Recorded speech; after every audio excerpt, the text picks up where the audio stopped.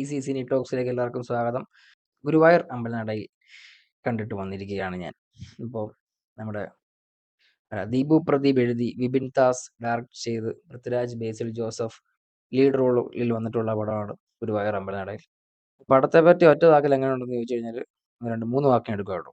Family fun comedy entertainer ഗണത്തിൽപ്പെടുന്ന ഒരു വെടിക്കെട്ട് പടമാണ് ഗുരുവായൂർ അമ്പലനടയിൽ. അപ്പം കൂടുതലൊന്നും പറയാനില്ലേ, നല്ലൊരു അടിപൊളി കോമഡി പടം. ചുമ്മാ ടിക്കറ്റൊക്കെ എടുത്ത് ഫാമിലിയൊക്കെ ആയിട്ട് പോയി അങ്ങോട്ട് കാണാം. കൂടുതൽ ചിന്തിക്കാനും പിടിക്കാനൊന്നും പോകണ്ട. ആദ്യം തൊട്ട് അവസാനം വരെ ചിരിക്കാനുള്ളൊരു സാധ്യത അതിൻ്റെ അകത്ത് ഷുവറാണ്. പിന്നെ കുഞ്ഞിരാമായണം, ജയ ജയ ജയ ഹേ അങ്ങനെയുള്ള പടങ്ങളൊക്കെ ഇഷ്ടപ്പെട്ടുള്ള ആൾക്കാരാണെങ്കിൽ നിങ്ങൾക്ക് ഇതിൻ്റെ ആ ഒരു ഫീൽ മനസ്സിലാവും. പിന്നെ ട്രെയിലറൊക്കെ ഒന്ന് കണ്ടിട്ട് പോവാം. പടത്തിൻ്റെ ഒരു റേഞ്ച് എങ്ങനെയാണെന്ന് മനസ്സിലാവും. എന്ന് വെച്ചാൽ കുറച്ച് എക്സാജറേറ്റ് ചെയ്ത് കാണിക്കുന്ന ഒരു രണ്ടളിയന്മാർ, അവരുടെ ഒരു സ്നേഹം ഭയങ്കരമായിട്ട് എക്സാജറേറ്റ് ചെയ്ത് അഭിനയിക്കുന്ന രണ്ടളിയന്മാരുടെ ഒരു കഥയാണ് ഇതിനകത്ത് പോകുന്നത്. അപ്പം നിങ്ങൾക്ക് ആ ഒരു കോമഡി ഇഷ്ടപ്പെട്ടാൽ ഓക്കെയാണ്, സെറ്റാണ്. അപ്പം ആ ഒരു ചിരിക്കാൻ വേണ്ടിയുള്ള ഒരു മൈൻഡിൽ അങ്ങോട്ട് പോയിരിക്കുക, ചിരിക്കുക, വേറെ കൂടുതലൊന്നും പറയാൻ വേണ്ടിയില്ല. അപ്പം അതുപോലെ തന്നെ ദീപു പ്രദീപ് എന്ന് പറയുന്ന ആ ഒരു റൈറ്റർ, പുള്ളിയുടെ ആ ഫസ്റ്റ് പടമാണ് കുഞ്ഞിരാമായണം.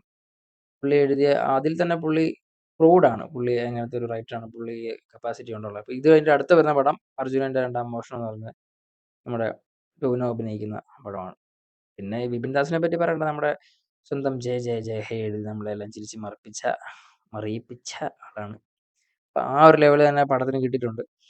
പിന്നെ എനിക്ക് ഇതിനകത്ത് ആകെ ഒരു ചെറിയൊരു പോരായ്മ തോന്നിയത് ഇതിൻ്റെ ഇൻ്റർവൽ പഞ്ച് അത്ര നമുക്ക് ആ ഒരു കോമഡി മൂവി ആയിട്ട് നമുക്ക് ആ ഒരു സംഭവം കിട്ടില്ല. ഇൻ്റർവെല്ലിൽ ആ ഒരു ഫുൾ പാക്ഡ് ആയിട്ടുള്ള ഇൻ്റർവെല്ല് അത്ര നമുക്ക് ആ ഒരു ഇൻട്രസ്റ്റിംഗ്, അല്ലെങ്കിൽ ഒരു ഇൻ്റർവെല്ലോട്ട് പോകുമ്പോഴത്തേക്കും അവരിങ്ങനെ എന്നാകും എന്നുള്ളൊരു പ്രതീക്ഷ വരുത്താൻ വേണ്ടിയായിട്ടുള്ളൊരു സീനിലോട്ടാണ് കൊണ്ടുവരുന്നത്. അപ്പം ആ ഒരു സാധനം ഇൻ്റർവെല്ലിൽ കിട്ടാതെ പോയത് കൊണ്ട് പടത്തിൻ്റെ ഫ്ലോയിൽ അതൊന്നും ബാധിച്ചിട്ടൊന്നും ഇല്ലെന്ന് തന്നെ വേണം പറയാൻ.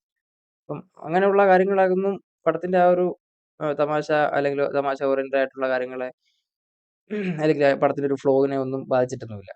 ക്ലൈമാക്സിലോട്ടൊക്കെ വരുമ്പോഴത്തേനുണ്ടല്ലോ, പൃഥ്വിരാജ് എന്ന് പറയുന്ന ഒരാളുടെ ഒരു സ്ക്രീൻ പ്രസൻസ് ഭയങ്കരമാണ് കേട്ടോ. അപ്പം പുള്ളി ചുമ്മാ അതിങ്ങനെ നടന്നു വരുമ്പോൾ ചുമ്മാ ഒരു BGM ഒക്കെ ഇട്ടാൽ നമുക്ക് ആ ഒരു പുള്ളിയെ മാത്രം ശ്രദ്ധിച്ചിരിക്കാനായിട്ട് ഇങ്ങനെ തോന്നും. ആ ഒരു കരിഷ്മ എന്നൊക്കെ പറഞ്ഞ കാര്യം അതൊന്നും ചുമ്മാ പറയുന്ന കാര്യം, ചുമ്മാ വായ്ത്താളം വിടുന്നതല്ല. അത് ആ ഒരു സാധനം പുള്ളിയൊക്കെ ഇങ്ങനെ സ്ക്രീനിൽ കണ്ടിരിക്കാനായിട്ട് നമുക്ക് ഇങ്ങനെ തോന്നും. പിന്നെ ഇതിനകത്ത് എല്ലാവരും നല്ല അടിപൊളിയായിട്ട് തന്നെ അവരുടെ റോൾ കാര്യങ്ങൾ ചെയ്തിട്ടുണ്ട്. ഇപ്പോൾ പൃഥ്വിരാജ് ചേട്ടനാണെങ്കിലും ബേസിൽ ജോസഫ് ആണെങ്കിലും നിഖില വിമൽ, അനശ്വര രാജൻ, യോഗി ബാബുക്കെ പുള്ളിയുടെ റോളൊക്കെ നല്ല വൃത്തിക്ക് തന്നെ ചെയ്തു വെച്ചിട്ടുണ്ട്.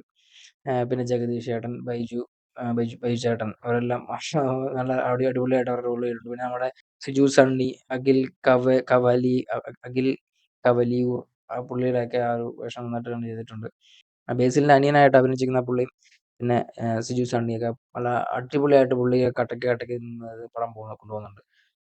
പിന്നെ നല്ല ഒരു comedy fun family entertainer movie മിസ്സാക്കണ്ട.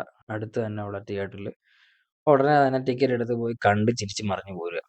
ഇങ്ങനെ ഓവർ പ്രതീക്ഷയായിട്ട് പോകണ്ട. എന്ന് പറഞ്ഞാൽ ഞാനിങ്ങനെ ജാനേമൻ കണ്ടിട്ട് ഇങ്ങനെ വന്നിട്ട് ഞാൻ ചിരിച്ച് മറിഞ്ഞ ഞാൻ ജാനേമൻ തിയേറ്ററിൽ നിന്ന് ഇറങ്ങുന്നത്. ഇത് ഇറങ്ങിയ പാടെ ഞാനും എൻ്റെ ഒരു കൂട്ടുകാരനോട്, ഞാൻ എൻ്റെ കമ്പനിക്കാരോട് പോയിട്ട് ഇതുപോലെ തന്നെ അഭിപ്രായം പറഞ്ഞു. അവൻ്റെ വീട്ടിൽ പോയിട്ട് ഇതുപോലെ തന്നെ അഭിപ്രായം പറഞ്ഞു. ഇവർ ഈ അഭിപ്രായം കേട്ടിട്ട് ഇവർ ഭയങ്കരമായിട്ട് എക്സ്പെക്ട് ചെയ്താണ് പടം കാണാൻ പോകുന്നത്. അപ്പം എനിക്കൊന്ന് അത്ര എക്സ്പെക്ട് ചെയ്ത് പോയതാണ് അവർക്ക് അത്ര ഒരു സുഖം തോന്നിയില്ല എന്ന് എന്നോട് പറഞ്ഞു. പക്ഷെ ഞാൻ പിന്നെ OTT വന്നപ്പോഴും പിന്നെ ഞാൻ കണ്ട ആ പടം ഒത്തിരി ചിരിച്ച ആളാണ്. അപ്പം ഞാനിങ്ങനെ പറഞ്ഞു കേട്ടിട്ട് നിങ്ങൾ കാണാനൊന്നും പോകുന്നില്ല. എനിക്കതിന് മാത്രം വ്യൂ ഒന്നുമില്ല, സങ്കടമൊന്നും ഇല്ല. എന്നാലും നിങ്ങൾ ഒരു ഫൺ പടം കാണാൻ പോവുക, ചിരിക്കാൻ പോയി ഇരിക്കുക, അത്രേ ചെയ്യാനുള്ളൂ. കൂടുതൽ ആലോചന കാര്യങ്ങളൊന്നും വേണ്ട. നല്ല വെടിക്കെട്ട് പടം വന്നിട്ടുണ്ട്, പോയി കാണുക. കൂടുതലൊന്നും പറയാനില്ല. Okay, thank you.